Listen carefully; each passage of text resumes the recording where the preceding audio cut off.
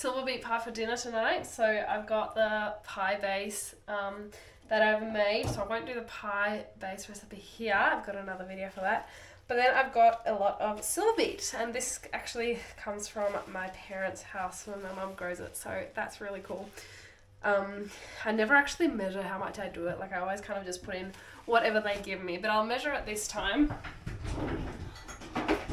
just so that I can actually have a bit of an idea of how much Silverbeet I am using. So I've got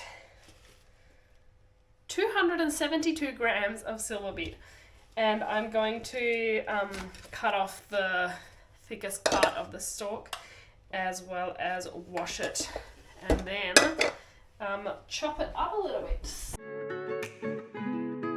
Because it is from my parents' house, it is actually kind of dirty, so it can be a little bit, but it'll be very yummy. So I kind of cut it at a diagonal to get as much of the bit as possible, which means it ends up with like a bit of a hole there, which is what I want.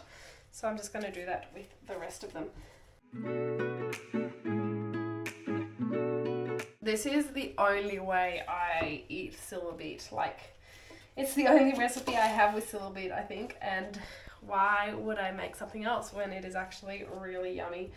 And my mum used to make it when I was growing up as well, and I always used to eat it. It's so good. So yeah, really recommend it for all ages as well. I know sometimes the leafy greens aren't the most tempting, but it's really yummy.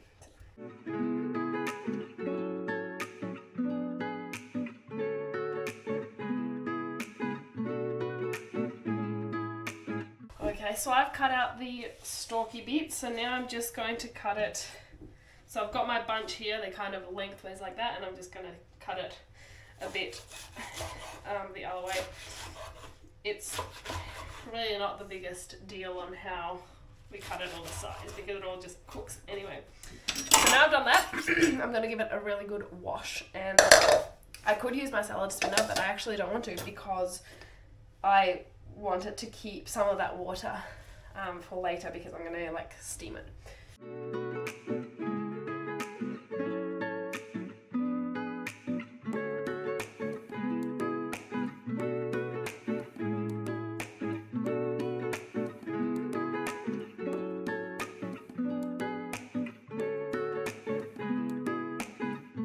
So I'm going to remove most of the water from the Silverbeet, but keep some of it and then just put it in a saucepan.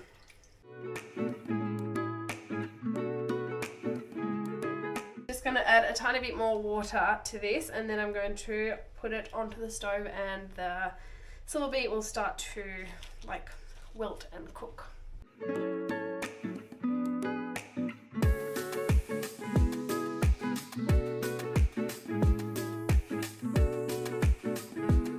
So while that's cooking in a bowl, I'm going to put 4 eggs.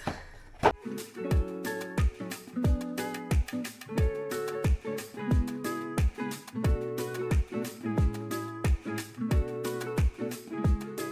going to add a teaspoon of salt and whisk it all together with a fork.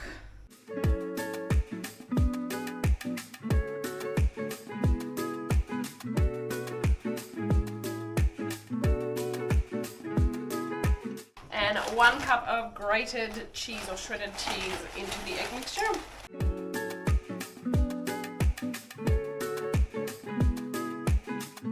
Gonna preheat the oven to 180 degrees. You can use some tongs to kind of flip it a little bit if it's not cooking.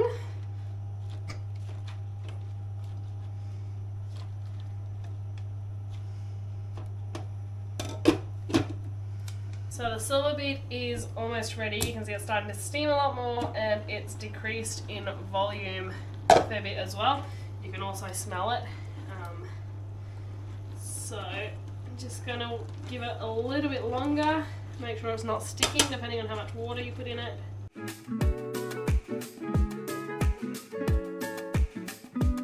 So once it's done in a minute, I'm going to strain it. I'm just using a normal strainer, and then put it into our egg and cheese mixture and stir it quickly before putting it straight into the pie base and into the oven. It'll take about 20 to 30 minutes to cook, kind of depending on the oven, and it'll start to go brown at the top, and it'll also kind of like solidify so that as the egg is cooking, so it won't be runny. So I'm going to do that now.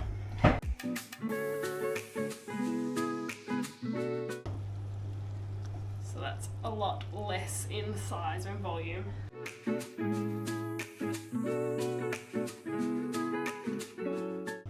So adding my spinach to the egg and cheese and mixing it. And now I'm going to add it to the pie base.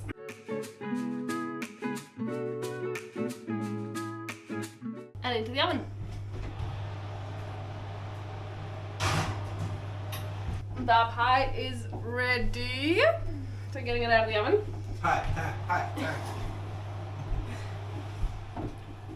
So, So good. yum. So you can see it's a little bit, or maybe not, but you can see it's a little bit toasty on the top, and it is all nice and cooked. So delicious. I'm going to take it out of the tin, and then it is ready to eat. Yum, yum.